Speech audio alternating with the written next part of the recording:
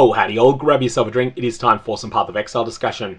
At some point last week, PathOfExile decided to put out patch 3.24.0b. This was a massive sweeping set of buffs to the League mechanic in various ways. There's a number of changes to the League Gravecrafting system which have remained, and there were also a number of changes that were essentially buffs to the loot drops from monsters that were augmented by the League mechanic. Patch 3.24.1 is coming along to remove a lot of those buffs because they had some pretty unintended side effects, especially when used by the top 1 to 3% of the player base in conjunction with the really expensive Divination Scarab of Curation, Divination Scarab of Completion, and Horn Scarab of Preservation. So let's dig through the patch notes and have a quick look at some of the things that are being changed. The first section doesn't relate to any of these, it relates to Tier 17 map changes.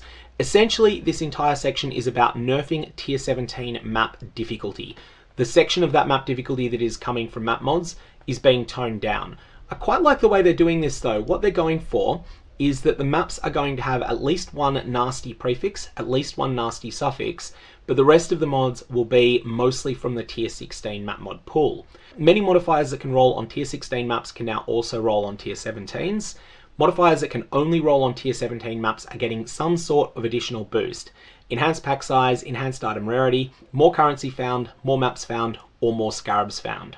One thing very important to note here is that there is no increased item quantity, and that's very deliberate. I think the Granny games have seen what these divination scarabs are capable of doing, and adding something else that multiplies with them would make using these extremely expensive scarabs feel even more important, and not being able to afford them would feel even more punishing than it does now.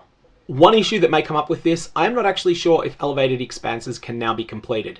Complete maps with at least 50% pack size that are Tier 17. I don't know if such a map can be rolled under this new Tier 17 map mod pool, and if it can theoretically be rolled, I have no idea how rare it's going to be to roll it. It may be that you can get over the line only through the use of increasing the effect of map mods on the passive tree, and that will be something that will be extremely difficult to manage, but will be doable. Who knows, maybe that will end up being the hardest challenge this league, not the conditional kills of Uber bosses or the conditional kills of Tier 17 map bosses. The next change is that Tier 17 map bosses will now have a significant boost to their chance to drop Atlas mini-boss maps, so Elder Guardians, Shaper Guardians, Elder Slayer maps, and Synthesis maps. Tier 17 maps will always roll at least one Tier 17 exclusive prefix and at least one Tier 17 exclusive suffix. I think what they're going for here is that these map mods are nasty, but they're not unmanageably so. And I also think that nerfing them on day 13 of the league is better than nerfing them on day 5 was. Nerfing them on day 5 is something where only the top couple of percent of the player base are up there. Let them have the extreme challenge for a little while. But I think now is a pretty reasonable time to say, okay, maybe we got that wrong. Let's pull these back a bit. And this is a pretty good set of changes here. Next, there's a couple of things that address degenerate strategies only. Firstly, I blew the whistle on the Ironheart shenanigans that were possible before a hotfix removed them, and this is going to completely kill off that loophole.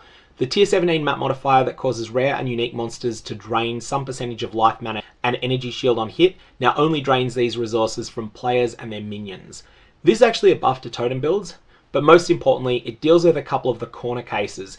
Things I hadn't personally tested, like for instance the 10% drain effect. Did that work with Dancing Duo? Did it work with Conversion Trap? I'm not actually sure because I didn't think the mechanic was worth testing. I thought it was too cheesy, but it's something that has now definitely been closed off. None of those shenanigans are going to work. If you want to kill Tier 17 map bosses, you have to earn the kill. You can't cheese it with these shenanigans. Next, there was a very top 1% only strategy that was allowing you to spawn a massive amount of Tormented Spirits inside a Tier 17 map, and then use that in conjunction with the broken Divination Scarabs to get a whole bunch of extra quantity on a whole bunch of monsters nearby, or to do a whole lot of other things. This shenanigan is now being completely and utterly removed. This caused an awkward situation where there's a number of people who've now got legacy wealth because they've been doing this in a whole bunch of maps. They've been able to farm a whole bunch of maps using this shenanigans between 3.20b and 3.24.1, and now people who are only just getting to that stage can't repeat their techniques in order to gain that sort of level of wealth. One of those things with mid-league nerfs in trade leagues, when one of them is needed, it always feels really bad. And ultimately the real problem is that in 3.24.0b, there were a whole bunch of buffs that ended up going over the line and having to be addressed in this patch. It's a messy situation all around, and it means that there's less of a feeling of a level playing field. This is entirely a consequence of those over-the-top buffs that took place in 3.24.0b. That's the reason we're in this mess now, and I think GGG have chosen the lesser evil, but choosing the lesser evil is always still evil, And as a result, there's going to be a lot of people, especially those who are just getting to the point that they could engage in this strategy, who are going to feel very, very annoyed with this change. Now, there's a number of pure quality of life changes here to the Necropolis mechanics. So the Lantern of Aramor UI is getting some updates to make it a little bit easier to use.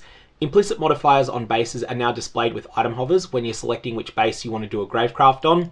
The description for untainted packs, which are the ones that give an XP boost, are being clarified to show they drop nothing. Harbingers can no longer have unresolved anguish, which I think means that we're not going to see any more corpses with ridiculous Harbinger-esque names. I think that's the main thing that this means, and that Harbingers will be less of a fountain of corpses for the mechanic. Gemling monster packs are getting a nerf that I'm kind of surprised by. I didn't feel that these were particularly strong in most cases, unless I've just missed a strategy that involved around farming them. This added a unique monster to every pack. It's now only adding 1 to 50% of packs.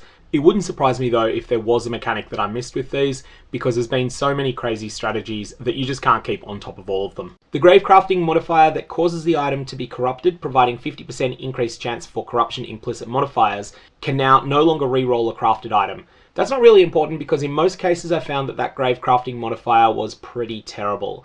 The inability to further modify the item and the loss of the baseline implicit was generally speaking worse than any bonus that you might have got, unless it was one of those slots that has extremely, extremely, extremely good corruption implicit sometimes. And here we have the big one. The Allflame Member of Anarchy now causes a monster pack to be composed of 1 Rogue Exile rather than multiple Rogue Exiles. I think this completely ends the busted Rogue Exile unique item printing strategies, and it's been noticeable that the Trade League economy has shaken up a lot after this was announced. The price of Headhunter shot up from like 25 divines up to 60. Although I do think that the Divination Scarab of Curation and Completion combination is probably going to reverse that over time, because these Scarabs just produce so many of that item. And just to clarify what I mean there, the Divination Scarab of Curation is 120% more multiplier to Divination cards found, assuming that you allocate 12 maps. But it's also a 200% more multiplier that stacks with that to Headhunter specifically, because it means that instead of just farming, for example, the nurse, you are farming simultaneously the nurse, the patient, and the doctor. While we're not sure that the drop rate of the patient is exactly 8 times that of the nurse, or that the doctor is exactly 1/8 of the nurse, it's certainly pretty close to that. So essentially just the Divination Scarab of Curation is a 560% more multiplier to the drop rate of Headhunter related divination cards. Then on top of that, you have the Divination Scarab of Completion, which is a 140% more multiplier to each of those 3 cards. All in all, just these 2 Scarabs combined are a more than 15 times multiplier to the amount of Headhunter related divination cards that drop in a map. But most importantly, this means that you can farm Headhunter cards at the same time as farming Mageblood related cards, and at the same time as farming Divine Orb related cards, and at the same time as farming Mirror Shard related cards. So that's why these Scarabs are so busted, especially when it comes narrowly to the item Headhunter, and why I think that the current resurgence in price in Headhunter might actually reverse pretty soon. Next, in the general improvements and changes, firstly there is a major upgrade to the detonate mines are triggered when you're moving passive skill mastery. This is no longer going to prevent you from detonating mines while you're stationary. This is a single build only change, but it's a huge one. Secondly, Graniger Games have addressed some concerns about the Syndicate Mastermind and the Veiled Orb. Now, it's been interesting. There's been a number of posts on Reddit that have posted wildly divergent claims of drop rates from the Syndicate Mastermind for the Veiled Orb. To give a sense of 3 of the examples I've seen, one person claimed they ran 200 Catarina fights and got exactly 18 Veiled Orbs, and they speculated the drop rate was 10%. Another person ran only 13 and they got 8 Veiled Orbs. Another person ran 12 and they got 9 Veiled Orbs. Now usually when you get 3 pieces of information that are so widely divergent like this, you have a quick look at some of the stats involved and you ascertain that the person who did 200, their findings basically prove the drop rate is less than 22%. On the flip side, the other 2 people, even though their sample sizes are much smaller, their sample sizes are still sufficient to prove that the drop rate is more than 25%. In short, something's wrong here. The key thing is, I don't think it's anything about the integrity of the people making these posts. I did look into the background of these posters, and all of them seem to be honest. One thing I think we can take away from this is that there is a condition that the PathOfExile community does not know that is either a prerequisite for the Veiled Orb to drop, or that tremendously increases its drop rate. One example of such a condition that's existed in the past, the old version of the fight against the Elder, not Uber Elder, but the regular Elder, that existed in the game from patch 3.1 through 3.8 inclusive. There were 2 different ways this fight could end. It could either end with the Elder defeating the Shaper, in which case the rest of the fight became easier, or alternately it could end with you successfully protecting the Shaper, and when this happened, there'd be an additional phase at the end that would be harder. The version of the Elder fight that exists in the game now is based upon the version where you do successfully protect the Shaper. The key thing that it took the player base a little while to work out was that you could only get the Watcher's Eye to drop if you did the harder of these fights, if you succeeded in protecting the Shaper and then defeated this unstable phase afterwards. That was the way that you were able to get the Watcher's Eye to drop. So someone who did 100 Elder fights and always did it the easy way would get exactly 0 Watcher's Eye drops. Someone that did 100 Elder fights and did it the hard way might actually end up getting 25 or 27 or 31 or 19 of the Watcher's Eye drops. And so different players who approached the fight in different ways and reported their results honestly would end up reporting different results to each other. I suspect there is something very much like this with Catarina. I think her drop rate is probably something like 60% if you do the fight the right way, whatever the right way ends up being. And if you do it the wrong way, it's probably closer to 10%. We'll have to do some investigation to work this out. Quality of life upgrade to the Back to Basics keystone, which now disallows opening maps while there are scarabs that won't work in conjunction with the Back to Basics keystone. A very, very minor quality of life change to rebinding skills or looking at your character sheet that won't matter for most players. A couple of fixes to group play where items could drop as though the free-for-all settings were in play when they're not meant to be. And one of the most important little changes, a quality of life change here, triggered skills, War Cries, Blood Rage, Detonate Mines. These are going to have their volumes reduced when they're automated and reduced much further in hideouts. Very minor but welcome improvement to the essence modifiers. This isn't a very important one. There's some travel nodes on an essence tree that say that imprisoned monsters in your maps have a chance to drop an extra rare item that have an essence mod on them. These aren't worth anything unless they fracture, but those items will at least be identified, so you will sometimes get a fractured item that comes from this, and that can be worth something sometimes. Slight quality of life improvement to spamming currency on an item, very, very small.